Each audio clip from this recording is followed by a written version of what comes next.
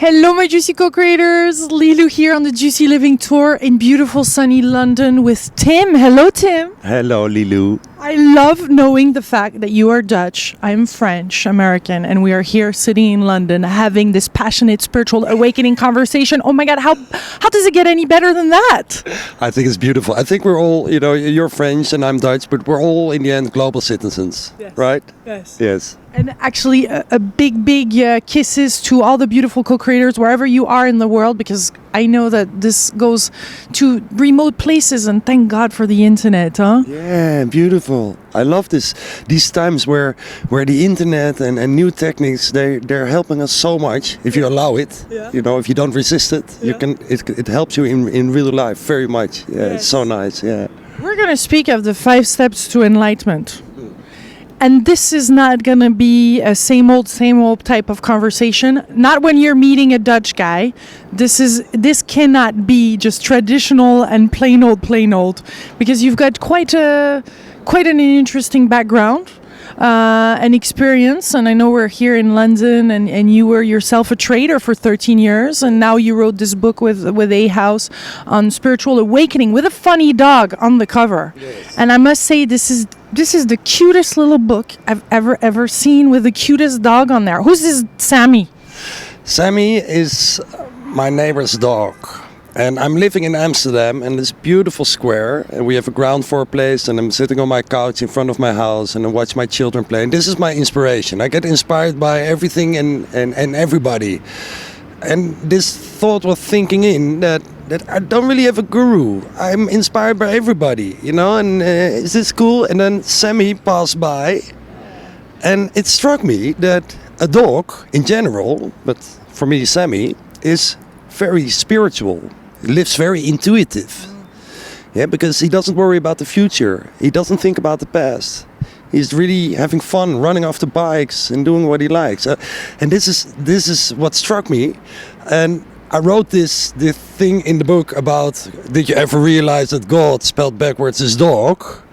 And the funny thing was that after I wrote this, because before Sammy didn't see me, I was not important to him. I wasn't part of his life. And after I wrote this stuff about Sammy, about my guru, my spiritual teacher, that I'm so full of that I even put him on the cover of my book. After that, he started, whenever he saw me, he became all enthusiastic, and he's really big. So he jumps up to me, and he's hairy, and he's drooling, and it's a beautiful dog. It's my teacher, basically. There's those 5 steps I just absolutely love and adore them. But there is the God equals life. Can you go into that? Because I read that in your book, and I think it's a very important notion to get straight into right now. Yeah. There's a lot of discussion about God, and is there one God, and are there many gods? And it's funny if you change wording, because some people say God is energy. I agree with that, and I make this God is life. It's same style actually. But if you change the word God by either energy or life, then you get a whole new wording, and then you pinch through the illusion that some people want you to believe. Yeah, so for example, the idea, is there one God or are there many gods? Is there one life or are there many lives? It's both true. There's one life, you could say humanity or a bit bigger. The universe is one living organism. And are there many lives? Yes, also true. You are alive, I'm alive. You're a God, I'm God. So it's the discussion about, is there one God or many God, or is your God the God and my God or my God the God? It's completely oblivious. It becomes redundant. It's not necessary anymore. Yeah. And so God is omnipresent. Life is omnipresent. That's a yes. Yes, a definite yes. What are some of the other sentences that we hear of God that are? Well, God is a bearded man. No. Life is not. And why wouldn't God be a woman? Because we're living this male society, and I think it's actually time that we make this a female society. That male people become more aware of their you could say their feminine side, and that females step up their game and and start ruling the world, because well, we did it for many years, and now I think it's time for women to do it. It's interesting to have this conversation with a Dutch person, because I feel like in Holland, men kind of embrace that feminine side or their emotions, or it's a society where it's okay to maybe show a little bit more than in others. No, is that something that you've noticed, or how do you view the whole feminine side for a man? Well, I think there's Holland, and people in Holland are rather grounded in a way. They do not fly away too often. And there's Amsterdam, and in Amsterdam there's basically anything is possible. Yeah, and there's all colors and styles are living in Amsterdam. We really work and play together. We don't really do discrimination. You know, some people do and some people don't, but it's in this place, Amsterdam, where people are very much aware of either side. Their feminine side, guys of their feminine side, and women of their male side, and we all just play together. You know, we don't. There's 190 nationalities living in Amsterdam. This is 95% of all nationalities around the world. So this creates a certain tolerance. And this is what we're talking about. You know, the tolerance is respect for somebody else's, either it's a male or a female, it doesn't really matter. It's about tolerance. And this is what we really learn in Amsterdam, and also to a certain extent in Holland. But in Amsterdam this is very present, and I think this could be an example for the rest of the world, where we don't talk about it too much, but we just live it. And this is also my idea of spirituality, you know, it's not something to discuss. No, I think that spirit is this or that. Who cares? It's time to integrate it and live it. Yeah. Use it in daily life. And this is what I do and try to do, but also do in daily life. You know, I've a wife, 4 children, and a mortgage and a house and stuff like that. Yeah. You know, so I'm really implementing this spiritual stuff into life. And that's what we want more and more, because kind of, I travel and interview some people, and I'm tired of the people that appear differently on camera than off camera, and I definitely don't want to go there anymore or interview those type of people, because we need to show what's real, and this is really applicable, and this makes our life juicier, greater. How do you see enlightenment and spiritual awakening? Because for you it's about the joy, and the fun. Yeah, definitely. I think that eventually we all have the same goal in life, which is to find your smaller and your bigger joys. Yeah, and if you're finding your joy, you're doing what you like, you're being very spiritual. I think that spirituality is following your intuition. It's a very simple definition. This is also where people, the more rational kind, think like, oh, I understand this, but all right. But so spirit awakening, finding your fun, enlightenment, it's all, I use these terms through each other. Yeah, I mix them up. I think enlightenment is to be fearless.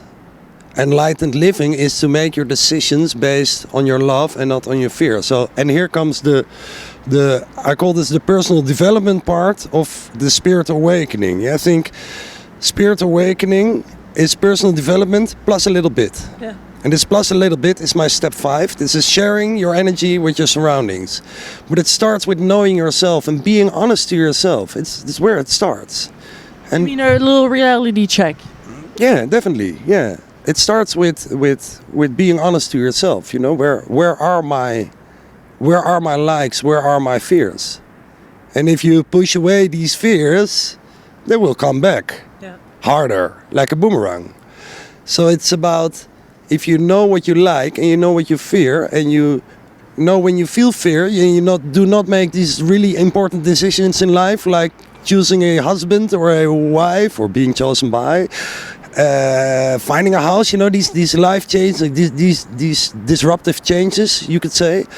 If you make these based on your love, it's okay to be in fear once in a while. It's really no problem. You're living an enlightened life if you do that. So what I'm trying to say is, it's a lot easier to have fun, to awaken, and to find enlightenment than most people think it is. We're often way closer than we think it is. Yeah. So. And most of us, with our own terminology, or what you're saying is that actually most of us, even when you speak to traders that you used to work with for 13 years, they get it in a different way, a different version. Huh? I think that your intuition, you can find it anywhere. It's always available. And it's not where you are. It's not that a yoga teacher is better than a trader. It's how much of your intuition do you really use? Yeah. And that's what it's about. And you can be anywhere in the world. It doesn't matter. You know, there's no good or bad, actually, I would want to say. There's only, do you follow your intuition or not? Mm-hmm. And the trick is how do you find your intuition? You know, this is what people might ask themselves. So can I talk about these 5 steps? Oh, go ahead, you're flowing. I know this is one of the steps, but you're flowing. Step number 4, because I read the book. So step one and 2 it's called to break free and to let go. And this is about rationally understanding how your mind works. Being honest to yourself. Where are my fears? How is my mind working? Stuff like that. This is the part from the mind. And then step 3 and 4 is to have fun and to feel the force. And this is to access intuition. So you basically go from the mind to the heart or to your intuition. And this is step 3 and 4. This have fun and feel the force. Well, having fun is the core of everything. If you have fun, you're helping your surroundings further. Yeah, if you genuinely have fun. Yeah, so if you genuinely have fun, I think you cannot hurt somebody in the long term. Then step 4, this is your favorite step. It's feel the force. How do you access the flow or synchronicity? You know, and this is and these 4 steps are actually just personal development. How do I start living less from the mind, more from the heart? Everybody wants this. Listen to your intuition. Easier said than done, but it starts with understanding the mind, so you can go to the heart, to intuition. This is the first 4 steps. But I'm just going to pause a second, because when you were a trader, you learned that already, that being in the present moment was something very important, and just not comparing and not. Could you tell us quickly that part of the story, that part of your life when you started your training? Yes, I was coming from university, all fresh, studied economy, and my boss said the first day, I want you to forget everything. There's only 2 things. A good trader has 2 features. These 2 things are really important. The first is a good trader doesn't have a big ego. Because if you have a big ego, you either feel too good about yourself or you become fearful. This is both sides of ego, basically. In both ways, you're going to lose money. Yeah, and we don't want it. This is the financial world we're talking about. And the second thing is, it doesn't matter if you just did your best or your worst trade. There's only the trade to come, the trade of the moment. So a good trader doesn't have a big ego and lives in the moment. This is the first lesson, the first thing I heard at in the financial world. So when you hear feel the force, or be the force, or be part of the force, doesn't mean identifying it with it. Because there's some people, there's the spiritual ego too that does exist. Yeah. No? Did you encounter that? What's this about? I encountered my own spiritual ego for sure. And this is where I wanted to persuade people that my new philosophy is right. Well, I think actually that taking authority in your own hands is very spiritual. And the other side of that is to allow people to have their own life too. And this is very important with friends who are banging their head against the same wall, I think. But I'm not going to tell them if they're not asking it. You know, so leave somebody to have their own life, basically. Yeah. Also with kids, it's very important. Yeah. So feel the force, but not be the force. But yet we're living gods, but we're not gods. No, I think it's a paradox. We're all life. We're all God. Yeah, about feeling the force, I think the most important thing of actually being in flow and living in flow is to accept that sometimes there's also that's what's called not flow. Yeah. So this is, if you want to live in flow, so flow is joy and not flow is pain. Pain is just part of it. And we're sure we're going to have pain in our lives, and I've had a few times that, I lost all my money on the exchange, for example, on the financial markets in 6 months' time. Pure pain. But without the pain, we wouldn't have the experience of joy. So if you want to live in flow, it's the acceptance of that there is sometimes not flow. Yeah. It's very paradoxical. I love paradoxes. Not flow is flow. So if you're in not flow and you realize this is part of the game, you actually relax and you go into flow again. Yeah. And if you resist this not flow, you're only going to stay there. And I think this is the important part of being in flow, feeling the force, sitting on the wave, synchronicity, coincidences, or plain luck in life. Yeah. It's all We're the same. having those sleepless nights. Huh? What's that? There's a part in that is the same thing. Like instead of resisting those sleepless nights, just accept it. Huh? Yeah, completely. I write in the middle of this book, sleepless nights are often the beginning of a very positive change. Yeah, so in other words... We can get really angry with those sleepless nights. Huh? We get in our head and it's like it's getting worse and worse. But why is this? Because we have the opinion, we have somewhere in our head, we have the idea that it's not cool to have sleepless nights. Yeah. Well, if you would just allow it, all right, you wake up at 2. Start doing your creative things. Because this is the moment to become creative. But if you get into your mind, you think like, oh, it's bad, I'm having a sleepless night. Well, you're not going to be creative. You know, creation is from intuition, from the heart. And if you think like, oh, I wake up, I can't sleep anymore. Interesting. But you don't have such a strong opinion about yourself. You get into a creative flow and maybe you write 1/3 of a book in a night. And this is, so I learned somewhere in the past that if I'm having a sleepless night, that I'm actually happy. So you're more excited, so you're not going to go back to sleep. Yeah. And then you really get this creative flow. And then around 6, I'm falling asleep again. And then I have to wake up somewhere between 7 and 8. So it's slightly flexible because I have a really nice family that leave me to sleep sometimes. So, but then the only thing is that the next day I'm a bit, feeling a bit weird because I didn't sleep so much. But what I did that night is beautiful because I've been creative. Yeah. Only because I allow myself to have a sleepless night and I'm not having a strong opinion about it.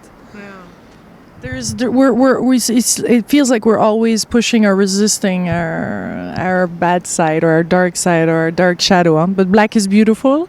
Yeah, I think black is beautiful. I love black. Black clothes, black cars, black shades. I think that all the problems we encounter in life is because our head, our mind, our thoughts have some kind of strong opinion about it. And this is our dark side. Our dark side is what we don't like about ourselves. Yeah. This can be insecurity. Most people are insecure once in a while. Everybody is. We all are. I think there is in everybody. I mean, that's like a fact. No, these days, unfortunately, we're good people, but there is a mal-être. Not feeling discomfort or suffering even. Mm-hmm. And the thing is that we have this collective. We're living this collective idea that insecurity is a bad thing. People that are insecure are not cool, and you want your children to be secure of themselves. Well, everybody in the world is or has been insecure once in a while. Yeah. So how come, if everybody has this, that we define this as bad? Yeah. And I think this is one of the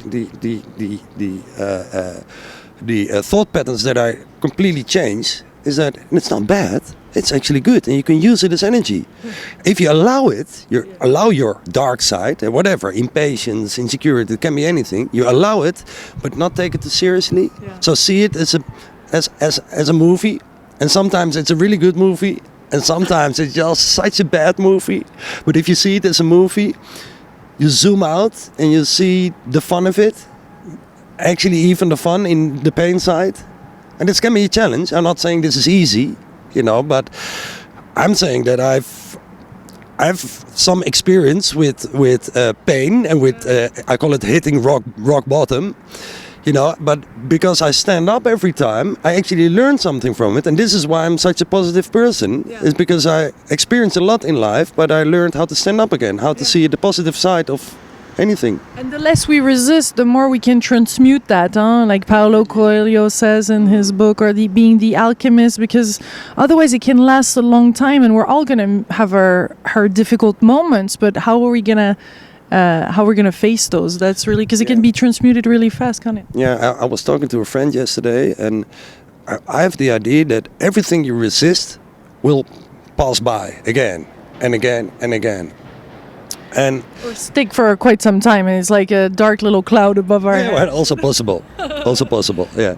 And she told me what she thinks is cool about me is that I'm actually, if I'm afraid of something, I'm going towards it instead of move away. And a simple example is that I have a fear of height. Yeah, so this is too high for me. If I'm gonna stand there, my knees start shaking. But I do bungee jump and jump out of planes together with a friend, you know, with the instructor, with the parachute also, by the way. Just a small detail. Yeah, so it's about also facing this dark side. What do you resist? Yeah. Go look for it. Yeah. It's a challenge, but it's beyond these fears is love, I would want to say, actually. And magic, huh? As soon as we get out of the comfort zone, boom! Yeah, exactly. Yeah, and it's all the same. Eh? All this spiritual stuff is actually, it all intertwines with each other. But embracing the dark side is also stepping out of your comfort zone. And you know this saying that if you step out of your comfort zone, you start living. Yeah. Why? Because you're facing your fearful side, your dark side. And this is, you see that your fear is often just an illusion, it's just a thought. And I think that if you don't believe what you think, not always, that you get very light, because whatever our mind produces, it's beautiful, you know, for remembering names of your children, for example, or finding your bicycle back. Especially in Amsterdam. Especially in Amsterdam. But you don't have to believe everything our mind produces. Yeah. It's really quite simple. Yes. Yeah. The fifth step about following the light or giving our light, or what is it? Yeah. No. So the first four steps are actually personal development, and the fifth step is the difference between spirit awakening and personal development. I call it move towards the light, and it's about how do you share your energy with your surroundings. Yeah, because it's cool if you have your life on track and you're doing what you like. But how do you share it with your surroundings? And this is a very, very important thing.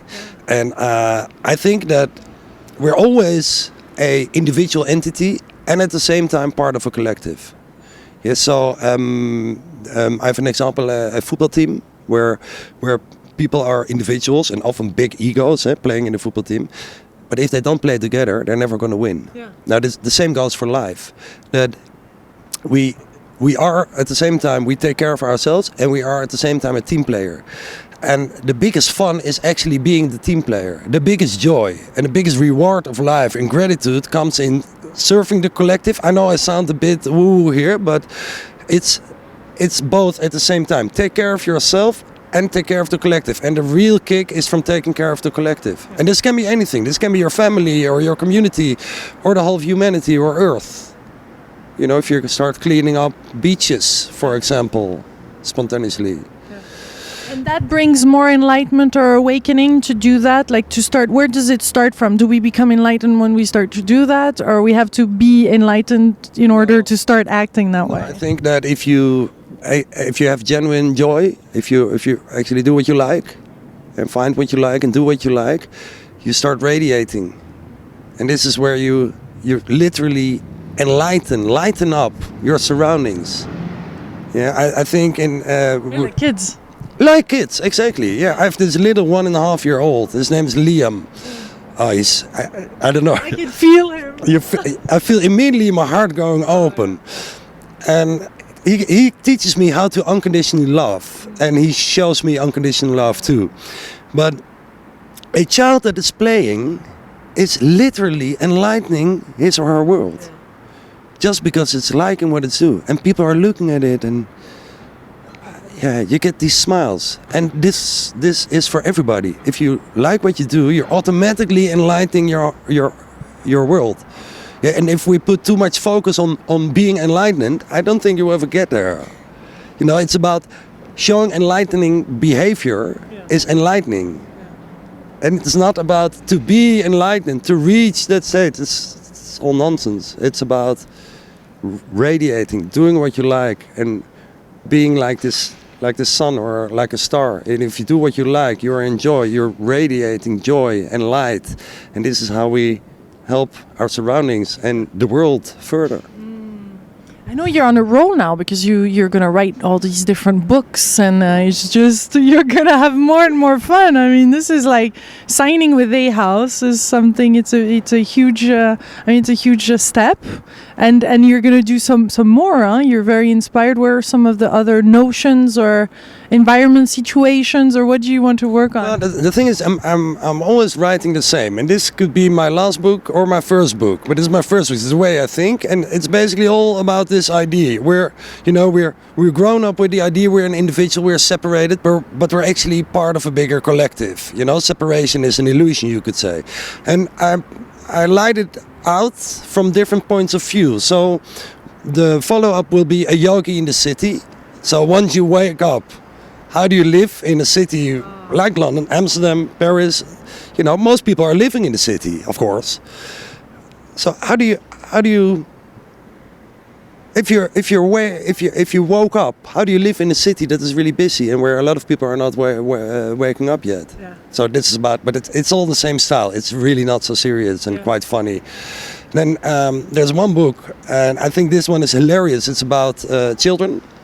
The idea it's called Children Life Teachers, and the idea about that is we are actually raised by our children, and if we would understand that, we would play a whole different game with raising our children. Because we're actually raised by our children. They teach us how to be intuitive. We teach them the rules, and they teach us how to be intuitive. And I raise my children very flexible, because I tell them the only rule is no rule. Yeah, you're married to a Japanese lady, yeah? I'm married to a Japanese lady, yeah, and we have. Quite special, right there. Living in Amsterdam with a Japanese lady. You went many times in Japan. Yeah, that's my luck is that her family lives in Kyoto, but really in the center, so really near where the geishas are living, and we have to go there every year for at least 3 weeks, and this is my luck. And together with her, I have 4 children. 14, boy 14, girl 12, girl 10, and a 1.5-year-old boy. And it's really nice. And at the same time, I'm having also, it's not always that perfect. I don't want to be too like, yes, and it's all shiny and light and love. I think it's also very enlightening to show your pain. This is also like a child, that if you feel like crying, cry. I cried this morning because a friend of mine, and she had a dream about a boy that died, and I just felt her pain and I started crying. I think it's beautiful to cry. It's as beautiful as laughing is. Yeah. So if we would express ourselves, we get to live like children more and enlightening our world. Yeah, being transparent and just as it is. It's fun to be just as it is. It takes it away, I think. Yeah. I think so too, yeah. Last little word, because I just love this little book. Oh my God. Tell us, is there a last little thing or something, or should we just open it and figure out? This is what people do with tarot cards or angel cards. Yes. People use this book also like this, because every page you can open it up. So, shall I do it? No, I think it's your turn. Okay. Yeah. With an intention. Do you have an intention? To have the perfect message for all of us. All the people watching right now, this is something that's going to go straight to our heart, and it's going to make such a big difference today in our life. Beautiful. Simple is pure, pure is simple. That's simple. Yes! I love it.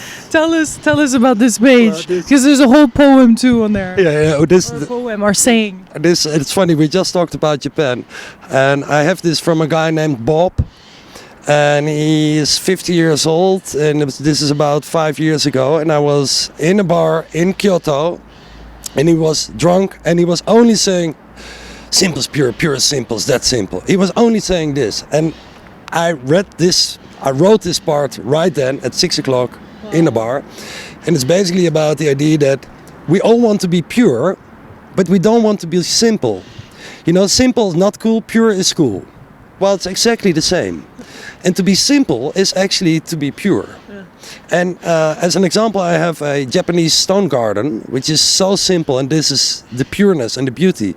But as another example, I have, if you go out with your friends and you drink good French wine on the terrace, and you get not so serious about stuff, and you start laughing, this is also being simple. This is also being pure. And I really use this. If I have a decision to make, it always passes by. Simple is pure. And the most simple path is often the path to go, because it's easier to walk that path, but it's also pure, and it's more genuine. Yeah, and more fulfilling and closer to the essence of who we are and essence of life. And I love it. Oh my God, I want to squeeze this chick. Isn't he adorable? Yeah. Oh my God. I just love those encounters. I just love it. Thank you so much, Tim. I look forward re-interviewing you one day, or maybe maybe in Amsterdam, or maybe in Japan. Who knows? Next year. Yeah. I hope to see. I know we're going to meet many times more somewhere in the beautiful world, and looking forward very much. Yes. Thank you. Really, you're a person that you deserve to be known, you know, to be out there, so we could feel this kind of energy and this beauty inside out. Thank you. And my beautiful co-creators. Oh my God, this was another delicious conversation. I love you so much. I'm going to watch Sammy too. I want Sammy to be my friend. I love it. Spiritual awakening the easy way. I like that. Yeah. Big kisses to all Juicy co-creators out there. We send you much love from beautiful sunny London. Believe it or not, this is happening. Amazing. In December. Big kisses. Bye-bye.